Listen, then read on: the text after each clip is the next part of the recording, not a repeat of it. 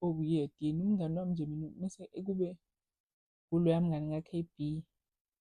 U-K_B esengitshelile ukuthi hhayi, ngeke ngikwazi ukuyithola le mali, ngisho angashona uMakaSilia. Ngizothi hhayi, okay-ke mfethu, bengilokhane ngimfosa ukuthi akayizame le mali.